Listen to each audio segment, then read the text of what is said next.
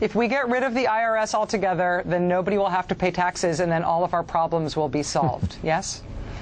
Well, that's their dream world of no taxes because, as you know, the lower taxes are, somehow magically, the more revenue we have. Isn't that really what Paul Ryan's plan is still based on, that fantasy that was discredited in the 80s? But I think even more, it shows that they are always trying to somehow screw the present for the future. You know, cutting nutrition for premature babies, for example, is going to cost us so much more down the road in healthcare costs. Everything in their budget's very short-sighted this way.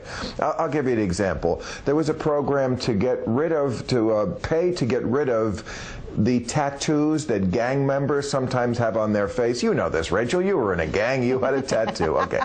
You couldn't have this job if you had a tattoo on your face. It's very hard to get a job with a tattoo on your face. So, of course, you can hear the right-wingers saying, why should we pay to help a bunch of gangbangers? Because if you do, then they can become productive members of society. See, this is the difference between just spending and investment. They think all of spending, all of investment, you know, you say investment, I hear spending. Well, sometimes it is investment, and sometimes you have to invest for the future.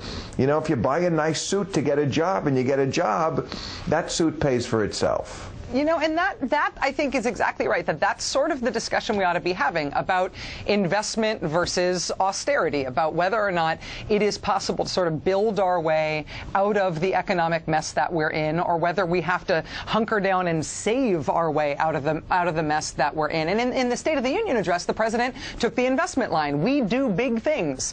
He's expected to make another big speech tomorrow on the economy. I don't expect him to say we do big things anymore, do you?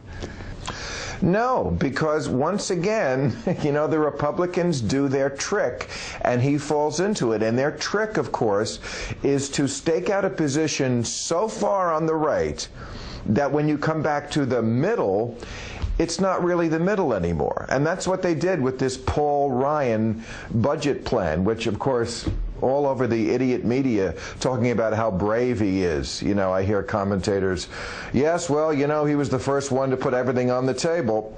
No. He didn't put everything on the table. He didn't put defense on the table. That's not touched. Social Security. Here's the courage in this plan of his. Okay, anyway, that's a different discussion, and maybe we'll have it later. But to your point, I mean, this is where the discussion starts. His fantasy budget, which funnels more money to rich people, taking away from the elderly and the poor and everybody else who can at least afford it. So now when we have Obama's response to this, you know it's going to be a center-right. There's nothing for progressives, truly progressive people to latch on to. You know, I want to present what I would consider a budget on my show Friday night.